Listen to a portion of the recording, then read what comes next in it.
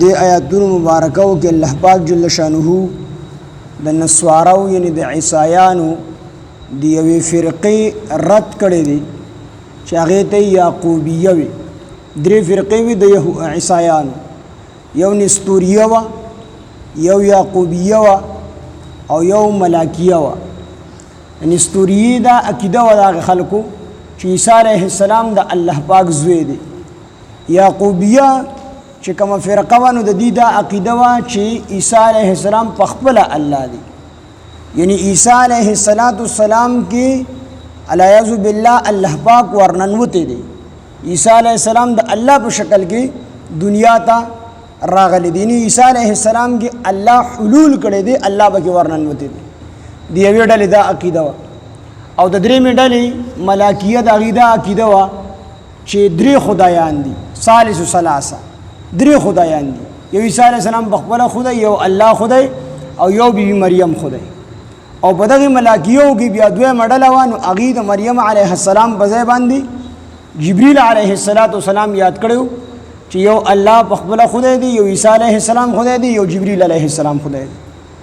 نو دلته کې الله پاک جل شانه د دغې یوې فرقې رد کړی دی د یعقوبیو چې دوی وي عیسی علیه السلام بذات خود په خپله خدای دی، یعنې عیسی علیه السلام کې الله حلول کړی دی.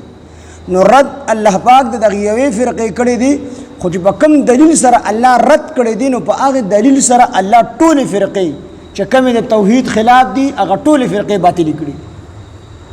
رد یې د دې یوې فرقې الله کړی دی، خو چې په کوم دلیل سره رد کړی دی، په کوم دلیل سره دغه فرقې باطلې ثابتې کړي دي نو په دغه دلیل سره ټولې هغه فرقې چې کومې د توحید منافي وي، د توحید مخالف عقیدې وي، هغه ټولې باطلې کړي.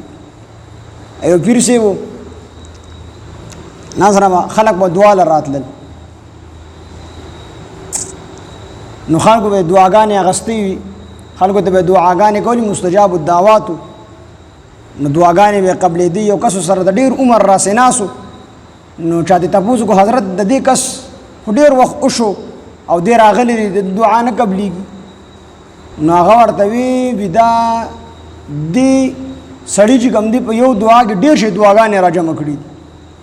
وی دی وی چې ما ته داسې دعا وکړه پیر صاحب چې زه خپله انګور د چاټولي د پاسه ووینم چې شملې شاربي.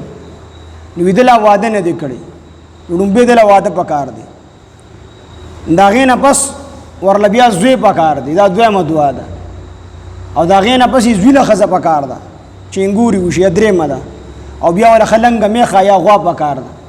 دا څلور پنځه دعاګانې ده په یو دعا کې را جمع کړي، د هغې نه پس په دې بیا خپله انګور د چاټولي د پاسه اینې شملې به شاربي. نو وی دا ټولې دعاګانې ده په یو دعا کې را جمع کړي دي، نو دا دعاګانې دې وجې نه لیډ شوي دي، یو دوا نه ده چې زه ورته وکړم چې قبوله شي.